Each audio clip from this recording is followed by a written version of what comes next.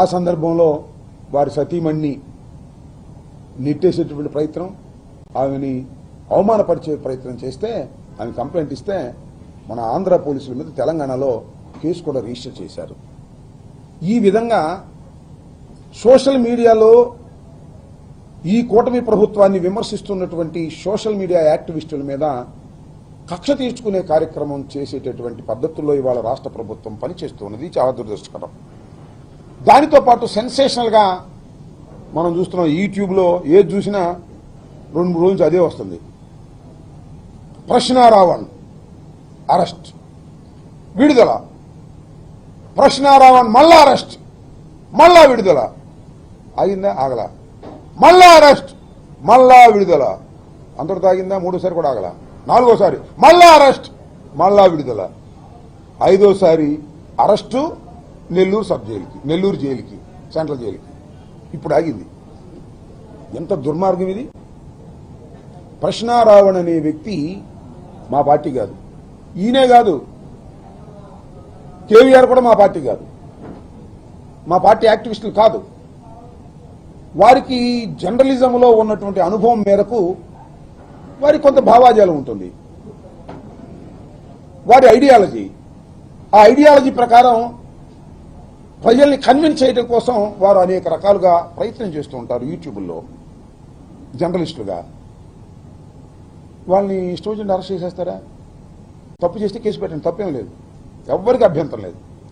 వాళ్ళు తప్పు చేసిన జర్నలిస్టులుగా లేదా అభ్యంతరకరమైనటువంటి మాటలు మాట్లాడినా మీరు కేసు పెట్టండి, అరెస్ట్ చేయండి, కోర్టులో ప్రొడ్యూస్ చేయండి.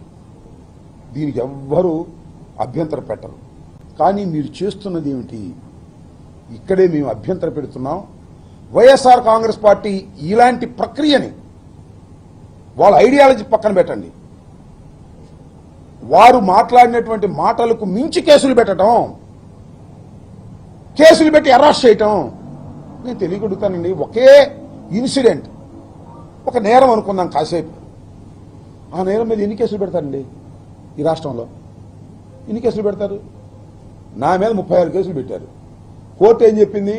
అయ్యా, ఈ 36 కేసుల్లోనూ 36 సార్లు అరెస్ట్ చేయడానికి వీల్లేదు, ఇవన్నీ కూడా ఒకే ఎఫ్ఐఆర్గా ట్రీట్ చేయండి, వీటన్నిటినీ కూడా సాక్ష్యాలుగా తీసుకోమని చెప్పింది. సేమ్ ఇవాళ ఏంటి తీసుకొచ్చారు, పీఠాపురంలో పెట్టారు. ఎవరిని? ప్రశ్నారావణ్ణి పిఠాపురంలో పెడితే పిఠాపురం కోర్టు వారు అబ్బే ఈ కేసు అరెస్ట్ చేసేది కాదు అని వదిలేశారు.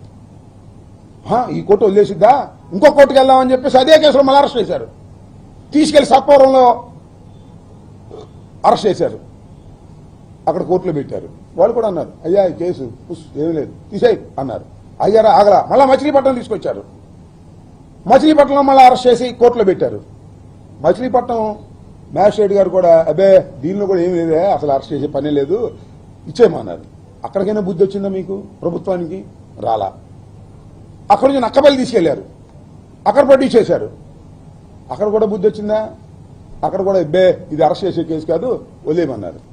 అప్పుడు అసలు కేసే మార్చేశారు. 4 కోర్టులో పెడితే ఒక్క మ్యాజిస్ట్రేట్ కూడా మాకు రిమాండ్ ఇవ్వలేదు, కాబట్టి ఈ సెక్షనే మార్చేద్దాం అన్నారు. అది అట్లా పెడదాం. ఈ 4 పోలీస్ స్టేషన్లు ఏం చేశారండి? పోలీస్ స్టేషన్లో ముద్దాయిగా ఉన్నటువంటి రావణ్ణి దాడి చేసి కొట్టాలి, చంపాలి అని ప్రయత్నం చేస్తే ఎక్కడికి వెళ్తుంది ఈ రాష్ట్రం? ఎక్కడికి వెళ్తుంది ఈ ప్రజాస్వామ్యం? ఎక్కడికి వెళ్తుందని అడుగుతా ఉన్నా. ఈ ధర్మమేనా, న్యాయమేనా? ఇలాంటి సమయంలో మేము కూర్చోవాలి మా పార్టీ కాదని? ఆయన మా పార్టీ కాదు, ఆయన ఒక యూట్యూబరు. ఇలాంటి అన్యాయం, అక్రమం కూటమి ప్రభుత్వం చేస్తుంటే వైఎస్ఆర్ కాంగ్రెస్ పార్టీ జగన్మోహన్ రెడ్డి గారు చేతులు కట్టు కూర్చోవాలని అడుగుతా ఉన్నా, నోరు మూసు కూర్చోవాలని అడుగుతా ఉన్నా. మా పార్టీ కాకపోయినా, మా భావాజాలం కాకపోయినా ఇది తప్పు అని చెప్పేటటువంటి ప్రయత్నం వైఎస్ఆర్ కాంగ్రెస్ పార్టీ చేస్తుంది. దీని మీద చాలా మంది రకరకాలుగా విమర్శించే వాళ్ళు విమర్శించవచ్చు, నేను కాదన్ను. కానీ వాస్తవాన్ని అర్థం చేసుకోండి. ఇవాళ సోషల్ మీడియా యాక్టివిస్టుల మీద దౌర్జన్యకాండ, చట్ట వ్యతిరేకమైన పద్ధతుల్లో ఈ ప్రభుత్వం పనిచేస్తున్నప్పుడు వైఎస్ఆర్ కాంగ్రెస్ పార్టీ కళ్లు మూసుకొని చూస్తూ ఊరుకోదు. We will support the accused. ఎవరైతే అన్యాయంగా, అక్రమంగా ఉన్నారో వాళ్ళ మీద యాక్షన్ తీసుకునేటటువంటి కార్యక్రమం కూడా చేస్తామనేది కూడా మా ప్రయత్నం మేము చేస్తున్నాం. అంతేకాదు ఏమండి చివరికి ఏం చేశారండి, ప్రశ్నారావుణ్ణి, ఆయన పేరు ప్రశ్నారావణ్ కాదు వాస్తవంగా, ఆయన పేరు బచ్చలకూరి జోసఫ్. ఆయన్ని ఈ 4 కోర్టుల్లో బెయిల్ ఇచ్చేసింది కాబట్టి అసలు సెక్షన్ మార్చేద్దామన్నారు. ఏమి సెక్షన్ అది దుంపదేగా, యుఏపిఏ అంట. అదేంటి, అన్లాఫుల్ యాక్టివిటీస్ ప్రివెన్షన్ యాక్ట్. టెర్రరిస్టుల మీద పెట్టేటటువంటి కేసు పెట్టారు, టెర్రరిస్టుల మీద. ఇప్పుడు ఎక్కడ పోతాడు మ్యాజిస్ట్రేట్ గారు, ఇప్పుడు న్యాయస్థానం ఎట్ట వస్తుందో చూస్తాం అని న్యాయస్థానాన్ని సవాల్ చేశారు. న్యాయస్థానాన్ని, ఎందుకంటే ఈ యాక్ట్ పెడితే, ఈ సెక్షన్ పెడితే లోయర్ కోర్టు బెయిల్ ఇవ్వడానికి వీలు. అందువల్ల లోయర్ కోర్టుల మీదే ఛాలెంజ్ చేసే పద్ధతుల్లో ఇవాళ వక్రీకరించి ఒక తప్పుడు కేసు పెట్టారండి. తప్పుడు కేసు రావణ్ మీద. రావణ్ మావాడు కాకపోవచ్చు, మా పార్టీ కాకపోవచ్చు, వాళ్ళ సతీమణి చెప్పింది మాకు ఏ పార్టీతో సంబంధం లేదు అని. ఇలాంటి తప్పుడు కేసు పెట్టి ఉగ్రవాదుల మీద పెట్టేటటువంటి కేసుని ఒక యూట్యూబర్ మీద మిమ్మల్ని ప్రశ్నిస్తున్నారనే ఉద్దేశంతో మీరు పెడితే మేము చూస్తూ ఊరుకోవాలా? వైఎస్ఆర్ కాంగ్రెస్ పార్టీ ఈ తప్పును తప్పు అనకూడదా? తప్పును తప్పు అంటాం. అతనుకు అన్యాయంగా కేసులు పెడుతున్నారు కాబట్టి మా వైపు నుంచి కోరితే లీగల్ యాక్షన్, లీగల్ సపోర్ట్ కూడా చేస్తామని జగన్మోహన్ రెడ్డి గారు చెప్పడం జరిగిందని మనం చూస్తున్నాం. కాబట్టి ఇవాళ ఒకసారి చూసినట్లయితే మీరు,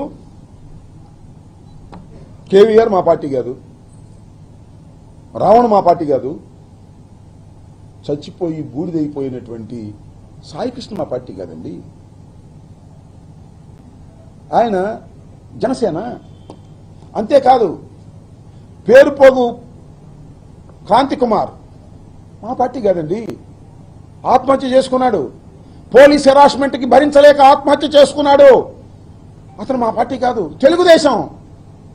తెలుగుదేశం రావాలి రావాలి రావాలి అని, చంద్రబాబు ముఖ్యమంత్రి కావాలి కావాలి అని దేశమంతా తిరిగాడు నాన్న. మా పార్టీ కాదు. ఇటు వదిలేస్తామా? మానవ హక్కులు అరించిపోతున్నప్పుడు, పోలీసు యంత్రాంగం దుష్ట ప్రయత్నం చేస్తున్నప్పుడు, ప్రభుత్వం చేతిలో కీలుబొమ్మల్లాగా పోలీసులు వ్యవహరించి ఏ కేసు పెడితే ఆ కేసు పెట్టేసే కార్యక్రమం చేస్తున్నప్పుడు, బాధితుల్ని ముద్దాయిలు చేస్తున్నప్పుడు వైఎస్ఆర్ కాంగ్రెస్ పార్టీ చూస్తూ ఊరుకోదు. వారికి రక్షణగా వస్తుంది.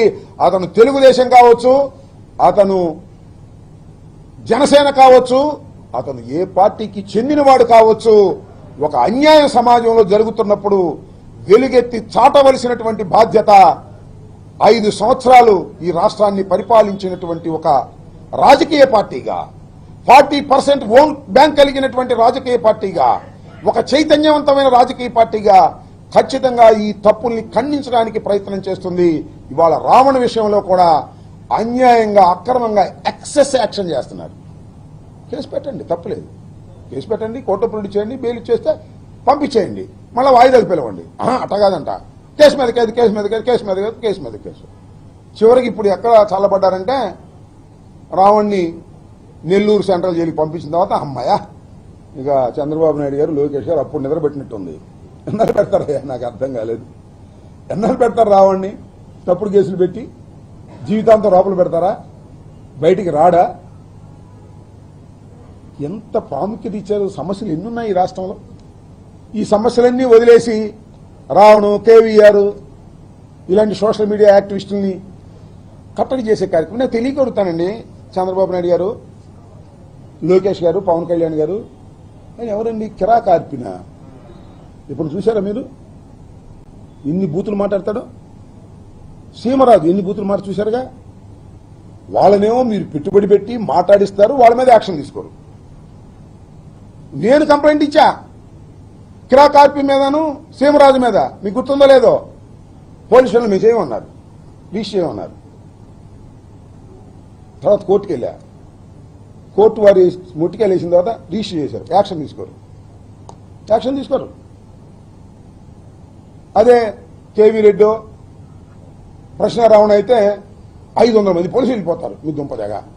అంటే మమ్మల్ని తిట్టేటటువంటి యూట్యూబులు, మమ్మల్ని దూషించేటటువంటి యూట్యూబర్లని మీరు పెంచి పోషించి మిమ్మల్ని విమర్శిస్తే మాత్రం వాళ్ళకి ఇదిగో యుఏపిఏ యాక్ట్ అంత భయంకరమైన యాక్టులు పెట్టి మీరు వేధించాలి అని అణచాలని మీరు ప్రయత్నం చేస్తున్నారంటే మీరు గుర్తుపెట్టుకోండి చంద్రబాబు నాయుడు గారు, మీ గొయ్య మీరు తవ్వుకుంటున్నారయ్యా, మీ గొయ్య మీరు తవ్వుకుంటున్నారు. ప్రశ్నారావణ నిండదా కొంతమందికే తెలుసు, దేశం అంతా తెలుసు, రాష్ట్రం అంతా తెలుసు. ఏ టీవీ చూసినా ప్రశ్నారావణకి వ్యతిరేకమో అనుకోవడం. మోస్ట్ పాపులర్ క్యాండిడేట్ చేశారు మీరు. కేవీ రెడ్డి కూడా అంతే, ఏదో ఒక యూట్యూబ్ ఛానల్ చేసుకుంటున్నాడు. రెడ్ బుక్ అని ఎర్రి బుక్ అన్నాడంట. ఆ బుక్ దగ్గర ఏదో పదం పెట్టారు, పూ అనే పదం పెట్టి అన్నాడని చెప్పి రాసి పారేశారు, ఎఫ్ఐఆర్ రిజిస్టర్ చేశారు, తీసుకొచ్చారు, లోపల పెట్టారు. మీ గొయ్య మీరు తవ్వుకుంటున్నారు. ఎంత చెట్టుకు అంత గాలిలాగా, ఎంత క్రైమ్కి అంతే కేసు ఉండాలి. ఇది ఎక్కడ కేసులే బాబు, నాకు తెలియకూడదని ఇంతంత కేసులు పెడితే సమాజం మిమ్మల్ని అంగీకరిస్తుందా చెప్పమని ఈ సందర్భంగా నేను మనవి చేస్తున్నాను. అన్నిటికన్నా మించి ఏంటంటే, పోలీస్ స్టేషన్ ఉంటే పార్టీలో వెళ్ళిపోతారండి, మాకు అప్పచెప్పమంటున్నారు. పోలీస్ స్టేషన్లో రావణుంటే మాకు అప్పచెప్పన్నారు, సంగతి తెలుస్తా ఉంటున్నారు. ఇంకా ఏం పోలీసులు అప్పచెప్పలా, పోలీసులు కూడా నెట్టేశారు, అది వేరే అంశం. ఈ 4 పోలీస్ స్టేషన్ల మీద పోలీసుల సహకారంతో చంద్రబాబు నాయుడు గారు, పవన్ కళ్యాణ్ గారు ప్రోద్బలంతో దాడులు చేస్తారు, లాక్కొచ్చి కొడతామంటారు, పోలీసులు చూస్తూ ఊరుకుంటారు, కేసులు పెట్టరు. ఇది ఒక దుర్మార్గమైనటువంటి పద్ధతుల్లో జరుగుతూ ఉంది. సాయికృష్ణ లాకప్ డెత్లో కూడా దీన్ని డైవర్ట్ చేయడం కోసం రకరకాల టాక్టిక్స్లు ఉపయోగిస్తుంది ఈ ప్రభుత్వం. నేను ఒకటే చెప్తున్నాను, పోలీసు వారు ఎక్సెస్గా ప్రవర్తిస్తున్నారు, తప్పుడు కేసులు పెడుతున్నారు, అన్యాయంగా వ్యవహరిస్తున్నారు. ఇది చట్టం ముందు ప్రశ్నార్థకమవుతుంది రాబోయే కాలంలో, గుర్తుపెట్టుకోమని కూడా ఈ సందర్భంగా నేను చెప్పదలుచుకున్నాను. రావణకు కానీ లేదా కేవీఆర్ కానీ మరొక సోషల్ యాక్టివిస్ట్కి కానీ ఎవరికైనా సరే వైఎస్ఆర్ కాంగ్రెస్ పార్టీ తప్పనిసరిగా వారికి అండగా ఉంటుంది. కారణం ఒక్కటే, ఇల్లీగల్గా బిహేవ్ చేస్తుంది ప్రభుత్వం, పోలీసు యంత్రాంగం. కాబట్టి వారిని ప్రజాస్వామ్యంలో వారికి మద్దతు ఇవ్వటం, అవసరమైతే వారికి సహాయం చేయడానికి వైఎస్ఆర్ కాంగ్రెస్ పార్టీ సిద్ధంగా ఉందని కూడా ఈ సందర్భంగా చెప్పదలుచుకున్నాను. ఓకే,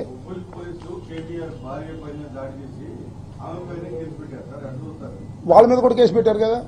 ఇప్పుడు కేవీఆర్ భార్య మీద దాడి చేస్తారు, కేవీఆర్ భార్య మీదే కేసు పెడతారు. నా మీద దాడి చేస్తారు, నా మీదే కేసు పెడతారు. మీరు జగన్మోహన్ రెడ్డి గారు మనం చెప్పాడు, బాధితులే నిందితులు. ఎవరైతే పోలీసులకి బాధితులుగా ఉంటారో వాళ్ళే నిందితులు చేసేస్తారు. మీకు ఇంకోటి కూడా చెప్తున్నా, జనవరి 31వ తారీఖున మా ఇంటి మీద దాడి చేశారు. విజువల్స్ అన్ని చూశారుగా, ఒక్కని అరెస్ట్ చేయలే, నన్ను మాత్రం అరెస్ట్ చేసి 18 రోజులు పెట్టారు. వాళ్ళందరినీ అరెస్టు చేయాలని, వారి మీద యాక్షన్ తీసుకోవాలని ఈ నెల 29వ తారీఖున మా ఇంటి దగ్గర నుంచి బయలుదేరి డీజీపీ ఆఫీస్కి వెళ్లి వినతి పత్రం ఇవ్వబోతున్నా. అది ఒక కార్యక్రమం. ఎవరినైతే కొడతారో, ఎవరినైతే బాధిస్తారో వాళ్ల మీదే కేసులు పెట్టి అణచాలని ప్రయత్నం చేసేటటువంటి దుర్మార్గమైనటువంటి పాలన జరుగుతూ ఉంది. ఈ పాలనని ప్రజలందరూ కూడా వ్యతిరేకించాలని నేను ఈ సందర్భంగా కోరుకుంటున్నాను.